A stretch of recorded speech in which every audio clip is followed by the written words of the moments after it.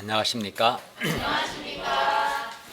오늘 말씀 제목은 영생을 얻으려면입니다.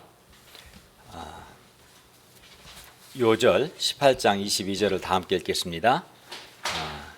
22절 시작. 예수께서 이 말을 들으시고 이르시되 내게 아직도 한 가지 불구한 것이 있으니 내게 있는 것을 다 팔아 가난한 자들에게 나눠주라. 그리하면 하늘에서 내게 보화가 있으리라. 그리고 와서 나를 따르라 하시니. 기도하겠습니다. 오늘 오신 주님, 오늘도 저희가 살아계신 성부 하나님, 성자 하나님, 성령 하나님께 예배를 드릴 수 있도록 인도하시고 은혜 주심을 감사합니다. 저희가 드리는 예배가 하나님을 기쁘시게 하는 예배가 되게 해 주십시오. 또 우리의 많은 죄악을 용서해 주시고 하나님의 말씀이 우리에게 은혜가 되고 빛이 되고 생명의 양식이 되도록 도우시기를 간절히 기도합니다. 예수님의 이름으로 기도하였습니다. 아멘. 오늘 본문을 보시면 어떠한 관리가 예수님께 묻습니다. 뭐라고 물어요? 18절에 보시면 선한 선생님이여 내가 무엇을 하여야 영생을 얻으리이까? 그는 관리였습니다. 그리고 23절에 보면 그는 큰 부자였어요. 뿐만 아니라 21절에 의하면 그는 어려서부터 계명을 다 지켰다고 말합니다. 그러나 이렇게 사회적으로 성공한 관리고 또 큰 부자고 또 어려서부터 계명을 다 지킨 도덕적으로 훌륭한 사람이었지만 그에게 영생이 없었습니다. 영생이 없었어요. 그럼 영생이란 무엇입니까? 영생이 무언가를 알아야 하는데 영생은 두 가지 차원을 생각해 볼 수 있어요. 존재론적인 차원에서 봤을 때 사람이 장차 죄를 지을 수 없고 또 죽을 수 없는 몸이 되는 것, 그러니까 영원히 우리 사는 것이라고 하는데 그 영원히 사는 몸이라는 게 죄 짓는 것이 불가능하고 죽을 수 없는 몸이 되는 거예요. 예수님께서 재림하실 때 장차 우리가 변화될 부활의 몸이 바로 이러한 영생의 몸입니다. 부활의 몸은 죽지 않고 죄짓지 않고 주님과 함께 영원히 사는 거죠.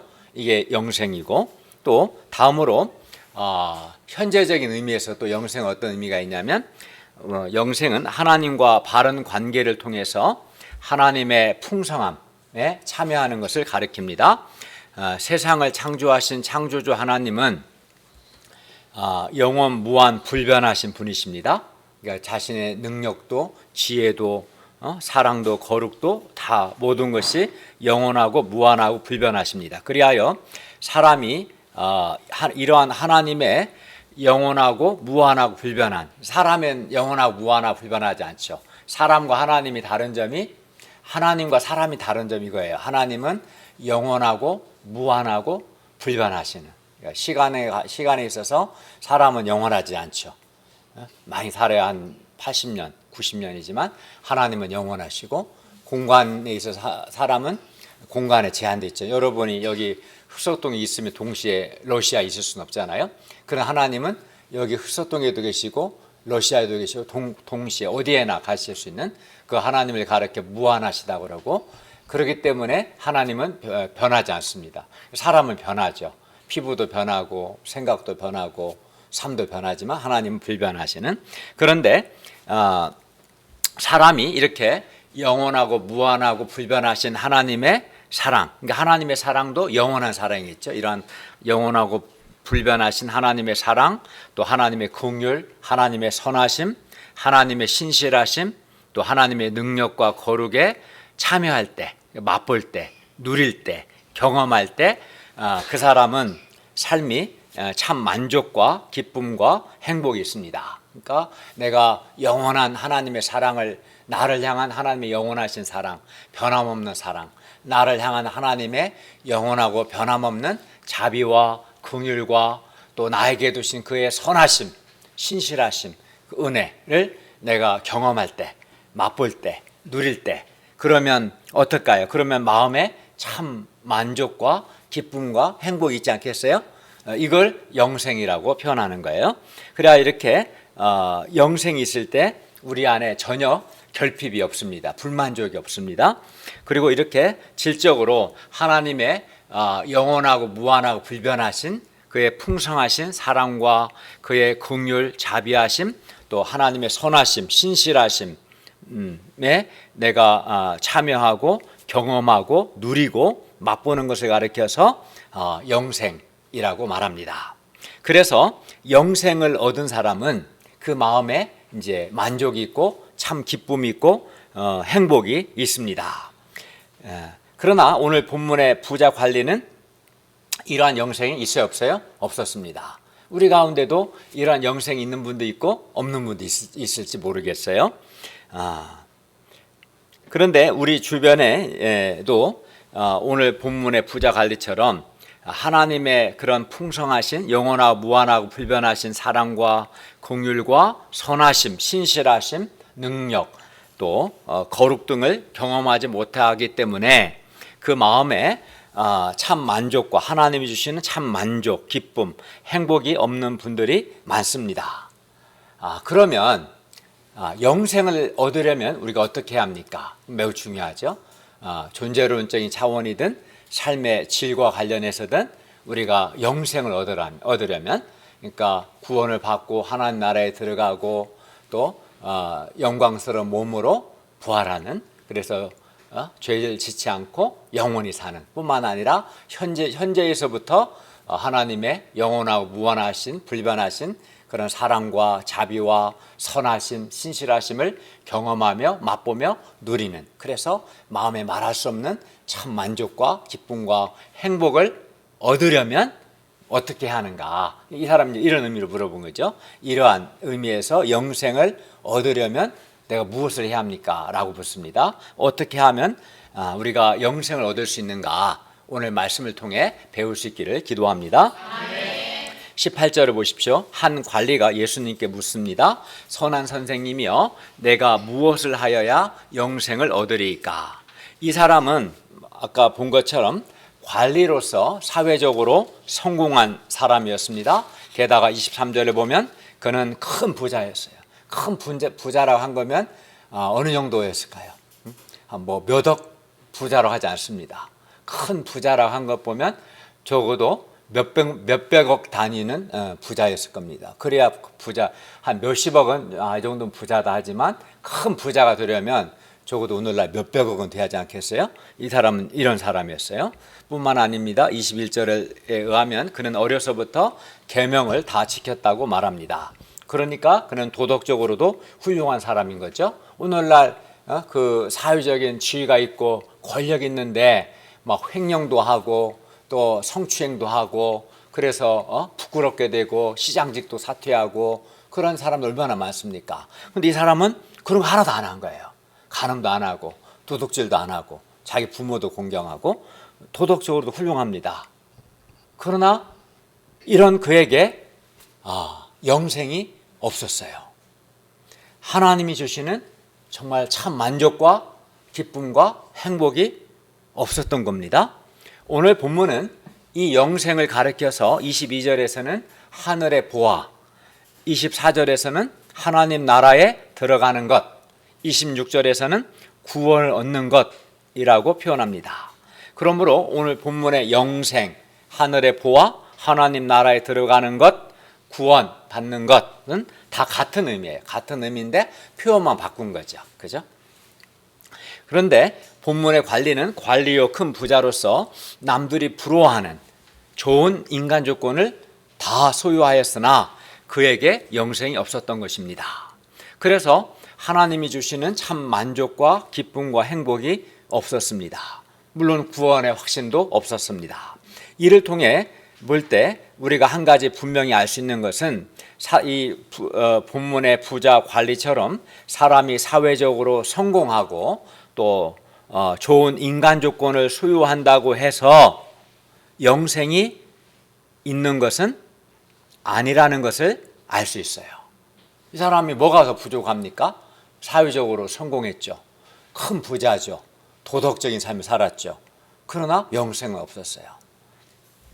그러니까 많은 사람들이 사회적으로 성공하고 큰 부자가 되고 좋은 인간 조건을 소유하면 영생을 얻지 않을까 생각하는데 전혀 그렇지 않다는 것을 알 수 있습니다. 본문의 관리는 관리요 큰 부자라는 좋은 인간 조건을 소유했으나 그에게 주시는 영생, 다른 말로 하나님이 주시는 참 기쁨, 만족, 행복이 없었습니다. 그러니까 한마디로 영생이 없었어요. 여러분은 영생이 있습니까? 백예원 자매님이 지금 영생이 있습니까? 정주아 자매님이 영생이 있습니까? 지금 여러분은 영생을 누리고 있습니까? 그 중요한 문제예요. 현재 영생이 없는 사람이 어떻게 나중에 죽은 후에 영생이 있겠어요? 영생은 현재 있는 사람만이 나중에도 영생을 누리는 거예요. 지금 구원 못 받은 사람이 죽은 다음에 구원을 받습니까? 그렇지 않습니다. 여러분 이 말씀 앞에서 자기를 돌아봐야 돼요. 나는 영생을 현재 얻고 있는가? 영생을 누리고 있는가? 영생을 누리고 있지 않다면 문제가 뭔가? 영생을 얻으려면 어떻게 하는가? 오늘 말씀을 통해서 그 답을 발견할 수 있기를 바랍니다. 그래서 이 부자 관리는 예수님께 묻습니다.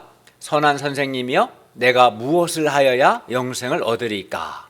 본문의 관리는 관리요 큰 부자였으나 그에게 영생이 없었기 때문에 영생을 정말 얻고 싶었어요. 예수님께서 이런 그에게 무엇을 하여야 영생을 얻습니까? 라고 묻는 그에게 이제 대답하십니다. 대답이 뭡니까? 19절을 우리 다 같이 한번 읽어볼까요? 19절 시작.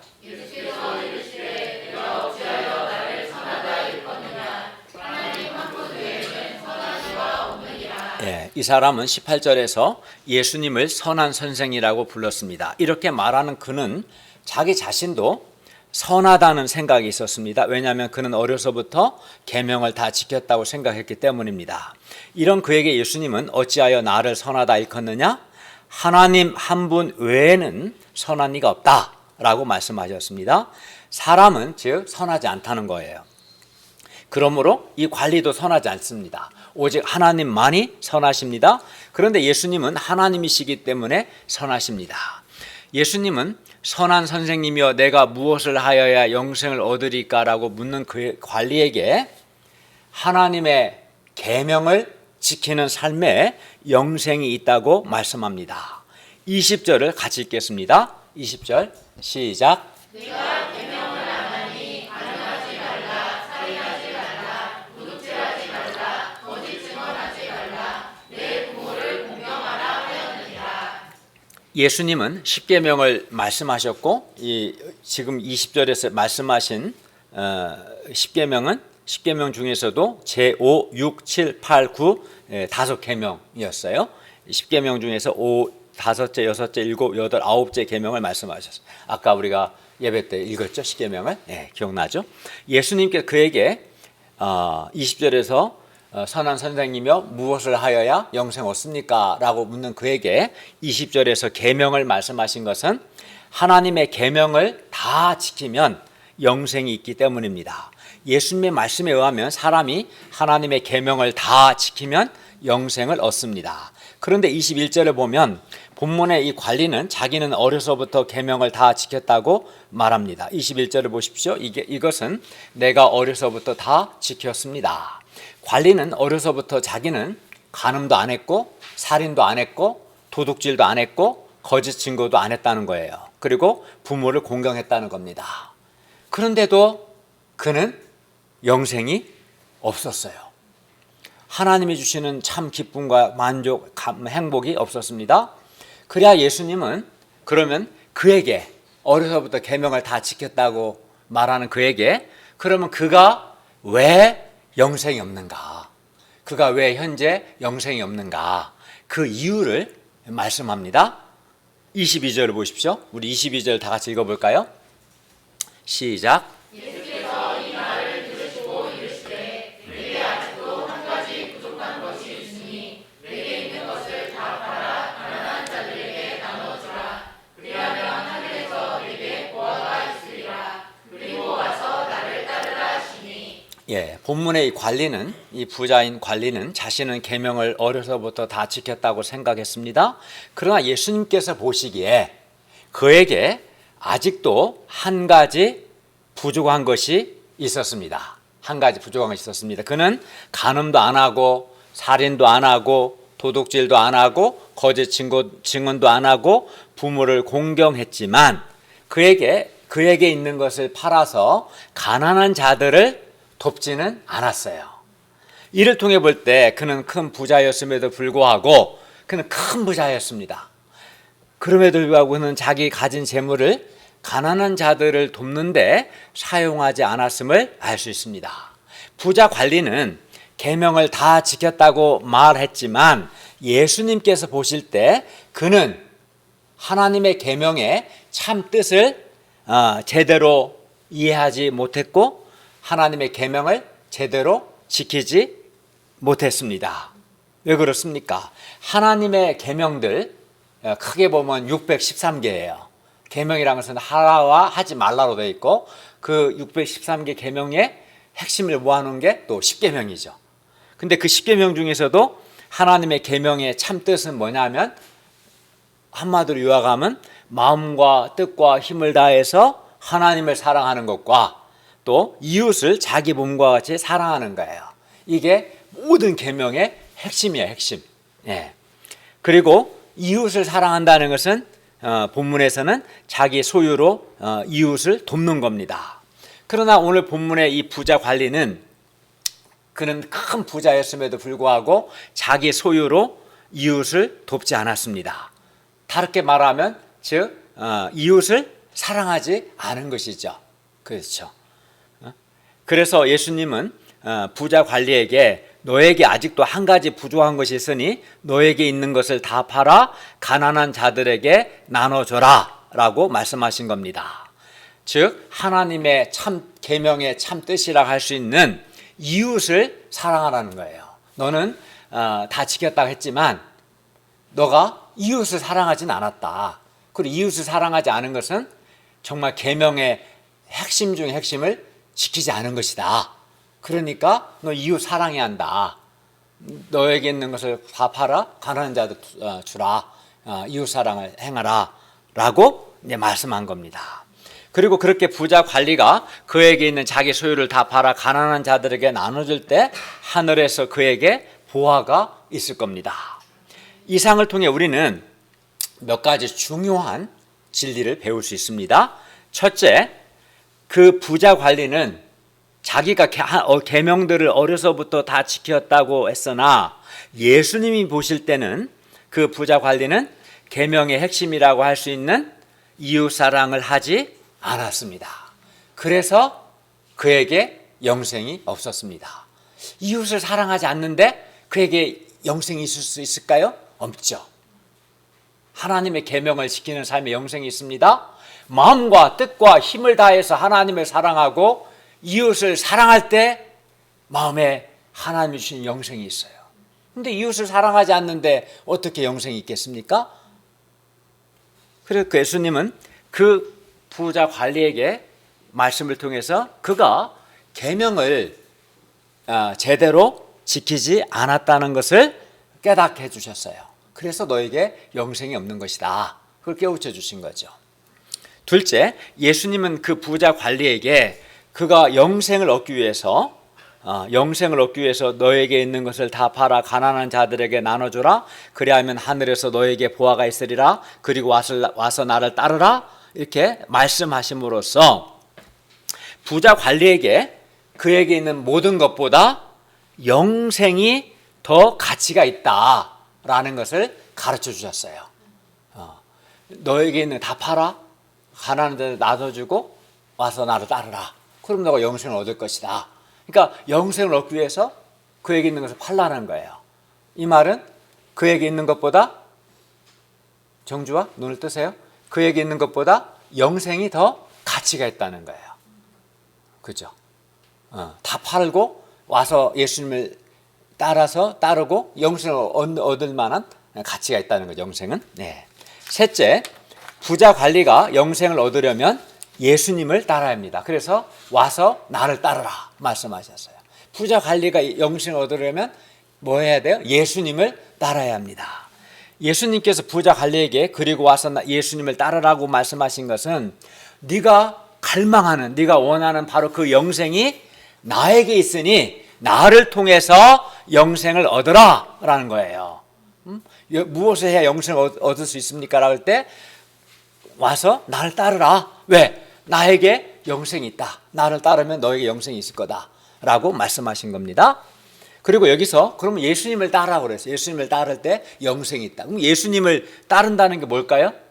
예수님을 따른다는 것은 먼저는 예수님을 하나님의 아들 그리스도로 영접하는 거죠. 영접하고 예수님을 정말 따른다는 것은 예수님을 배우고 예수님께 순종하고 예수님의 다스림을 받는 것을 의미합니다. 예수님을 배우지도 않고 예수님께 순종하지도 않고 예수님의 다스림을 받지 않는다면 그 사람은 예수님을 따르는 게 아닙니다. 그리고 예수님을 따르지 않으니까 그에게 영생이 없는 거예요. 우리가 예수님을 배우고 예수님께 순종하고 예수님의 다스림, 예수님의 통치를 받는 삶을 살 때 우리에게 반드시 영생이 있습니다. 그리고 우리가 예수님을 이렇게 따를 때 마음의 영생, 즉 참 만족과 기쁨과 행복을 경험하고 그리고 이 영생을 누릴 때 우리는 결핍이 없습니다. 영생이라는 것은 부자와 또 관리라는 좋은 인간 조건을 수요한다고 얻어지는 것이 아닙니다. 영생을 얻으려면 어떻게 합니까? 예수님을 따라야 합니다.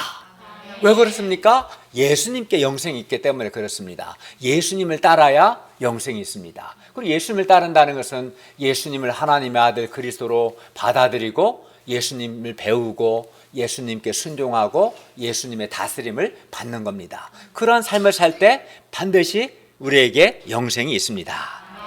넷째, 그렇기 때문에 예수님을 따를 때 영생이 있기 때문에 영생을 얻으려면 예수님을 따르는 것을 가장 중요하게 여기고 예수님을 따르는 것에 가장 우선순위를 두어야 합니다.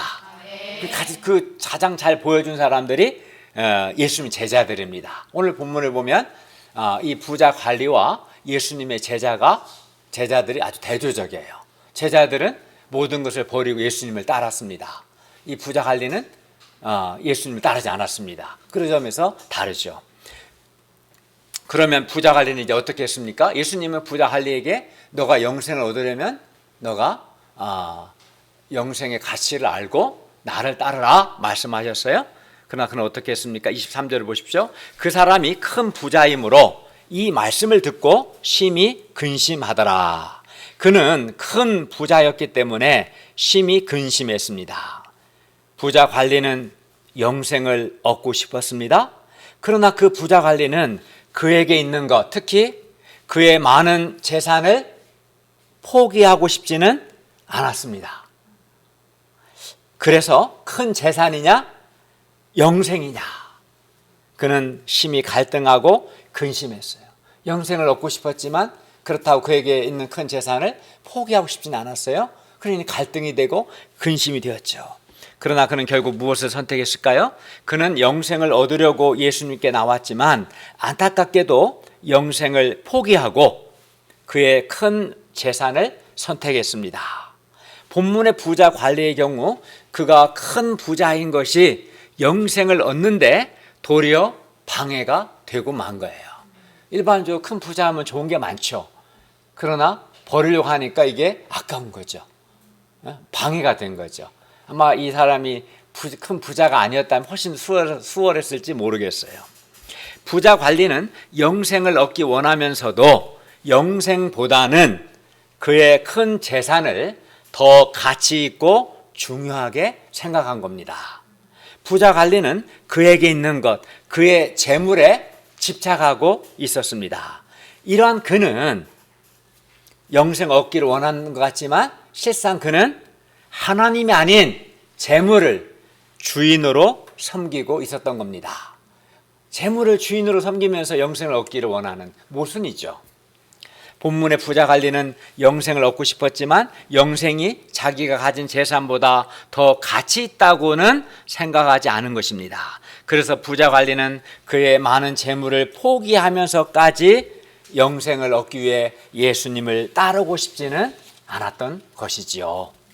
그런데 오늘날에도 오늘 본문의 부자 관리와 같은 사람들이 아주 많습니다. 영생을 얻기 원하지만 돈이나 세상 명예나 세상에서의 성공과 같은 한마디 땅의 보화를 할 수 있겠죠. 땅의 보화를 포기하면서까지 영생을 얻고 싶지는 않습니다. 이게 부자 관리 같은 사람들이죠. 영생을 얻기를 원하지만 그렇다고 해서 땅의 보화를 포기하고 싶지는 않은 거예요. 그리고 이러한 사람들은 영생이 사람에게 영생, 하나님 나라에 들어가는 것, 하늘 보아, 구원을 받는 것 같은 의미죠. 영생이 사람에게 가장 중요하고 최고의 가치가 있다는 것을 잘 모르는 사람들입니다. 이런 사람들은. 그래서 영생을 얻기를 원하면서도 영생에 대해서 간절하지는 않습니다. 그러나 본문의 부자 관리처럼 이렇게 영생의 가치를 모르고 그래서 땅의 보화에 집착하는 사람은 영생을 얻을 수 없습니다. 없습니다. 우리가 영생을 얻으려면 우리는 영생이 우리에게 있는 모든 것보다 더 가치가 있고 가장 중요하다는 것을 알아야 합니다. 영생을 얻으려면. 그리고 영생을 얻기 위해서 예수님을 따라야 합니다. 예수님을 영접하고 예수님을 배우고 예수님께 순종하고 예수님의 다스림을 받아야 합니다. 예수님을 따르기 위해서라면 모든 것을 버릴 수도 있어야 합니다. 28절을 보면 제자들은 모든 것을 버리고 예수님을 따랐습니다. 베드로와 요한은 예수님을 따르기 위해 배를 포기했고 마태는 돈 잘 버리는 세리 직장을 포기했습니다. 영생을 얻으려면 제자들처럼 이렇게 영생이 가장 가치가 있다는 것을 알고 영생을 얻기 위해 예수님을 따라야 합니다. 그리고 예수님을 따르는데 방해가 되는 것은 포기할 수 있어야 합니다. 본문의 부자 관리는 큰 부자였기 때문에 그의 많은 재물, 많은 돈이 예수님을 따르는데 도리어 방해가 되었지만 사람들마다 예수님을 따르는데 방해가 되는 것들이 다 다를 수 있습니다. 어떤 사람에게는 오늘 본문의 부자 관리처럼 돈이 예수님을 따르는데 방해가 될 수 있습니다. 그래서 그런 사람은 돈을 포기하면서까지 예수님을 따르려고 하지는 않습니다. 이런 사람은 영생을 포기하면 포기했지 돈은 포기할 수 없다 이렇게 생각합니다. 그런 사람에게는 영생보다도 자기가 가진 돈이 더 가치가 있는 것이겠죠. 그러나 이런 사람은 참으로 어리석습니다. 왜냐하면 영생 얻지 못하기 때문에 그렇습니다. 사람이 다 얻고도 구원을 받지 못하고 영생이 없고 하나님 나라에 들어가지 못한다면 무슨 소용이 있겠습니까? 참으로 어리석죠. 어떤 사람에게는 세상 잔재미들이 예수님을 따르는데 방해가 될 수 있습니다. 어떤 사람에게는 자신의 인간적인 꿈이나 세상 욕심이 예수님을 따르는데 방해가 될 수도 있습니다. 또 어떤 사람에게는 자기 가정이나 자녀에 대한 지나친 애착이 예수님을 따르는데 방해가 될 수도 있습니다. 어떤 사람에게는 사람들의 인정이나 세상적인 성공이 예수님을 따르는데 방해가 될 수 있습니다. 세상에서의 소시민적이고 안락한 삶을 포기하지 못해서 예수님을 따르지 않는 사람도 있습니다. 이런 사람은 소시민적이고 안락한 삶을 포기하면서까지 영생을 얻고 싶지는 않은 것이겠죠. 또 어떤 사람은 아직도 버리지 못한 어떤 습관이, 어떤 사람은 아직도 회개하지 않은 어떤 죄가 예수님을 따르는데 방해가 될 수 있습니다. 그러나 어떤 이유가 되었든 예수님을 따르지 않으면 결코 영생을 얻지 못합니다. 어떤 사람은 안타깝게도 자기 자존심이나 강한 자기 생각을 부인하기 싫어서 예수님을 따르지 않고 그 결과 영생을 누리지 못하는 것을 봅니다. 그리고 영생의 가치를 모르고 예수님을 따르지 않는 이런 사람들은 참으로 어리석은 사람들입니다. 그러나 영생은 가장 가치가 있고 중요하기 때문에 우리는 영생을 얻기 위해서 예수님을 따라야 합니다. 그리고 예수님을 따르는데 방해가 된다면 그것이 어떤 것이든 포기할 수 있어야 합니다. 그렇지 않으면 오늘 본문의 부자 관리와 같이 영생을 얻기를 원하지만 막상 심히 근심만 하고 영생은 얻지 못하게 됩니다. 어떤 사람은 신앙생활을 꽤 오래 했는데도 불구하고 영생의 기쁨과 참 만족, 행복을 누리지 못하고 있습니다. 왜 그럴까요? 그렇게 몇 년을 했는데도 영생이 없어요. 현재적으로 영생, 하나님 주시는 참 기쁨, 만족, 생명력, 행복이 있어야 하는데 없어요. 왜 그럴까요? 그가 영생을 얻으려면 예수님을 따르는 삶을 살아야 하는데 예수님을 따르지 않기 때문입니다. 겉으로는 신앙생활을 하지만 신앙생활을 오래 했지만 정말 예수님을 따르지는 않는 거예요. 예수님을 따르지 않기 때문입니다. 영생을 얻으려면 예수님을 배우고 예수님께 순종하고 예수님의 다스림을 받아야 하는데 그가 예수님을 배우지도 않고 예수님께 순종하지도 않고 예수님의 다스림을 받지도 않기 때문에 그는 영생이 없는 거예요. 예수님을 따르지 않으면 영생 없습니다. 예수님을 따라야 영생이 있는 겁니다. 여기는 예외가 있을 수 없어요. 그러나 우리가 예수님을 따르면 즉 예수님을 배우고 예수님께 순종하고 예수님의 다스림을 받으면 우리는 반드시 영생을 얻습니다. 그리고 우리가 예수님을 따를 때 우리는 또 뿐만 아니라 하나님의 계명들을 지키고자 하는 소원과 하나님의 계명을 지킬 수 있는 힘이 생깁니다. 그래야 우리가 예수님을 따를 때 예수님을 따르면 예수님의 다스림을 받고 예수님의 도움을 받아서 예수님을 따르는 사람은 마음과 뜻과 힘을 다해 하나님을 사랑하고 이웃을 자기 몸과 같이 사랑하는 것을 행할 수 있어요. 즉 계명을 지킬 수 있어요. 예수님을 따를 때 계명을 지킬 수 있고 계명을 지킴으로 영생을 누리게 되는 것이죠. 그리고 이때 정말 우리에게 영생의 기쁨과 만족과 참 행복이 있습니다.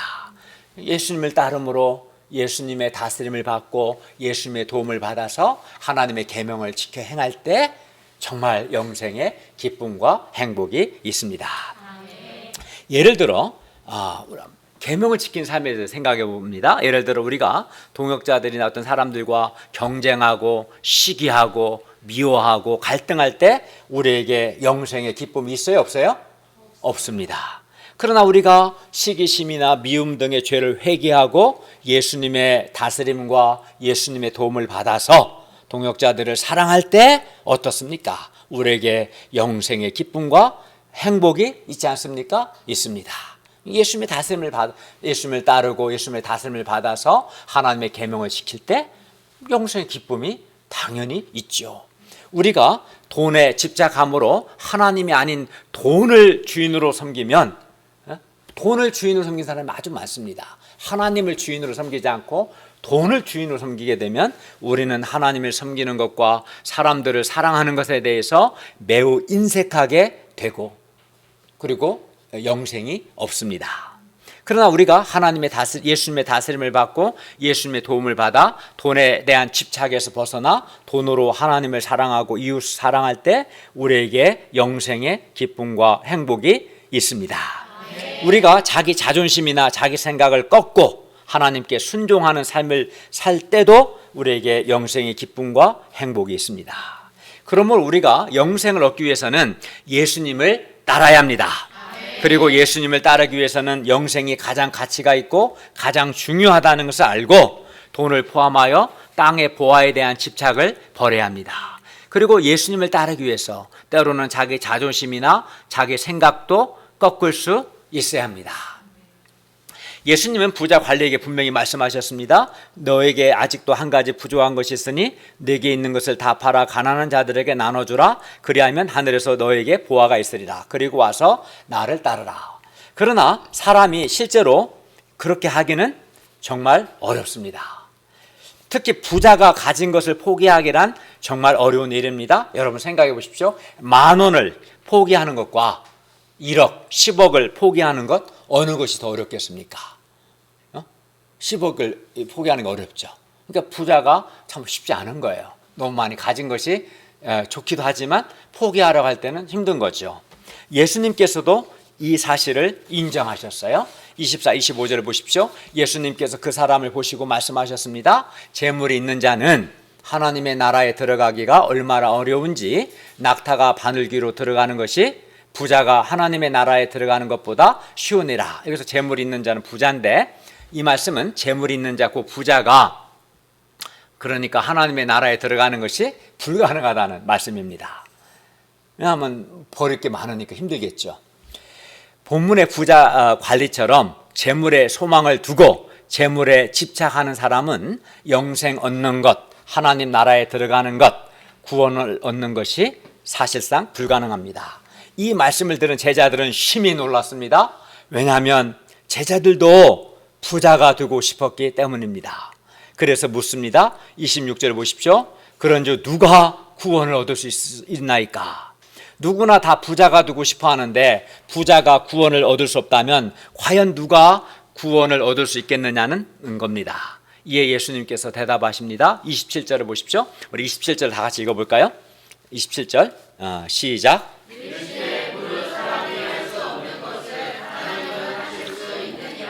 예, 사람은 자연스럽게 자기가 가진 것에 집착하게 됩니다. 돈에 집착하기도 하고 세상 성공에 집착하기도 하고 사람들의 인정과 칭찬에 집착하기도 하고 또는 자기 자존심이나 강한 자기 생각에 집착하기도 합니다. 그리고 이 집착하는 것을 포기하지 못합니다. 그래서 예수님을 따르지 못하고 그 결과 또 영생을 얻지 못합니다.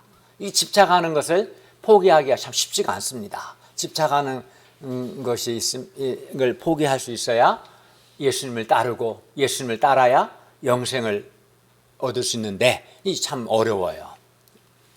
집착하는 포기하는 것이 그러나 하나님은 사람이 할 수 없는 것, 이 집착하는 걸 포기하는 건 사람이 할 수 없거든요.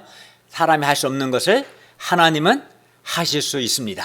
어떻게 해요? 예를 들어서 하나님이 역사하시면 사람은 많은 돈이나 권력이나 세상에서의 성공이나 사람들의 인정과 칭찬과 같은 땅의 보화가 자기에게 영생을 줄 수 없다는 것을 깨닫게 돼요.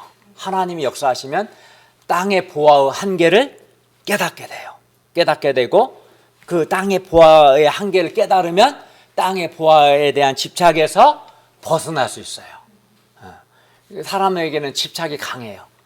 그 집착한 것이 나에게 영생을 줄 거로 착각하는데 하나님이 역사하시면 땅의 보화가 영생을 줄 수 없다. 그걸 깨닫게 되고 깨닫게 되면서 집착에서 벗어나게 됩니다. 그리고 하나님이 역사하시면 영생이 하나님 나라에 들어가는 것, 구원을 받는 것, 이 영생이 가장 가치가 있고 가장 중요하다라는 것을 깨닫게 됩니다. 그리하여 더 이상 땅의 보화에 집착하지 않고 영생을 얻기 위해서 예수님을 따르고자 소원하고 결단합니다.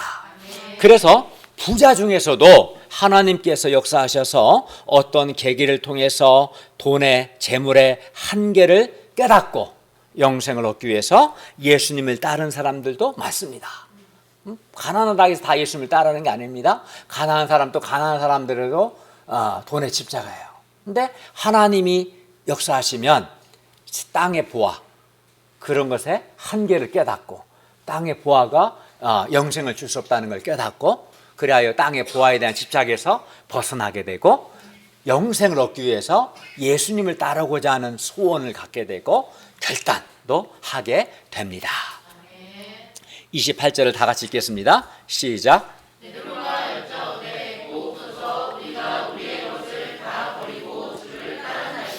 제자들은 부자 관리와 달리 예수님을 따르기 위해서 모든 것을 버렸습니다. 부자 관리와 대조적입니다. 제자들은 어려운 결단을 했습니다. 사람들은 자기가 가진 모든 것을 그대로 다 가지고 손해보거나 희생하지 않고 예수님을 따르기를 원합니다. 그러나 그것은 불가능합니다. 마치 재물과 하나님이란 두 주인을 섬길 수 없는 것과 똑같습니다. 두 주인을 섬길 수는 없어요. 재물을 주인으로 섬기는 그 순간 그는 하나님을 주인으로 섬기지 못합니다. 하나님을 주인으로 섬기려면 재물을 의지하는 것, 재물을 주인으로 섬기는 것을 포기해야 합니다. 예수님을 따르기 위해서는 제자들과 같이 예수님을 따르는데 방해가 되는 것을 버리고자 하는 결단이 있어야 합니다. 그렇지 않으면 예수님을 따를 수 없습니다. 이에 예수님께서 베드로와 제자들에게 말씀하셨습니다. 29, 30절 보십시오. 내가 진실로 너희에게 이르노니 하나님의 나라를 위하여 집이나 아내나 형제나 부모나 자녀를 버린 자는 현세에 여러 배를 받고 내세에 영생을 받지 못할 자가 없느니라. 이 말씀에서 중요한 것은 하나님의 나라를 위하여입니다. 그리고 하나님의 나라를 위하여 집이나 아내나 형제나 자매나 부모나 자녀를 버린다는 것은 문자적으로 모든 재산을 다 처분하고 또는 모든 가족관계를 다 단절하라는 것이 아니라 하나님의 나라, 예수님을 따르는 것에 가장 우선순위를 두어야 한다는 뜻입니다. 그리고 제자들이 집이나 아내나 형제나 자매나 부모나 자녀보다 예수님을 따르는 것에 가장 우선순위를 둘 때 그들이 버린 것에 여러 배를 받고 내세에 반드시 영생을 상속하게 됩니다. 그러니까 나쁜 게 아닌 거죠. 그죠? 영생도 상속받고 현세에 버린 것에 여러 배를 받고 다 받는 거예요. 그러나 땅의 보화에 집착해서 땅의 보화의 한계를 깨닫지 못하고 집착해서 예수님을 따르지 않는 자는 무엇보다 영생을 얻지 못하죠. 또 땅의 것 잃어버릴 수도 있고 땅의 것 때문에 상처받을 수도 있는 거예요. 그러나 예수님을 따르기 위해서 포기하는 사람은 도리어 현세에 여러 배를 받고 영생도 상속받고 좋죠. 제가 예수님을 따르기 위해서 저의 세속적인 꿈과 저에 대한 우리 부모님의 인간적인 기대를 버렸을 때 하나님은 우리 부모님의 영혼을 구원해 주셨고요. 저에게 지혜로운 아내와 겸손하고 충성스러운 우리 많은 믿음의 동역자들을 주셨고 제가 하나님의 말씀의 봉사자로 하나님께 귀하게 쓰임받게 해주셨습니다. 제가 저의 삶을 돌아볼 때 저는 벌써 여러 배를 받았습니다. 예수님을 따르기 위해 버린 자는 버린 것으로 끝나지 않고 현세에 있어서 여러 배를 받고 내세에 영생을 받지 못할 자가 없습니다. 자기가 버린 것보다 더 많이 받습니다. 그러므로 우리가 근심하지 말고 예수님을 따를 수 있기를 기도합니다. 그리하여 영생을 얻고 또 현세에도 여러 배를 받을 수 있기를 기도합니다.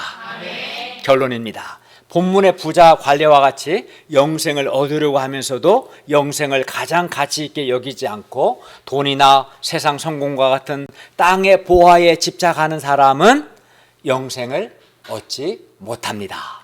어떤 땅의 보화보다도 영생이, 구원이 하나님 나라에 들어가는 것이 가장 가치가 있다는 것을 깨닫고 영생을 얻으려고 예수님을 따르는 사람만이 영생을 얻습니다.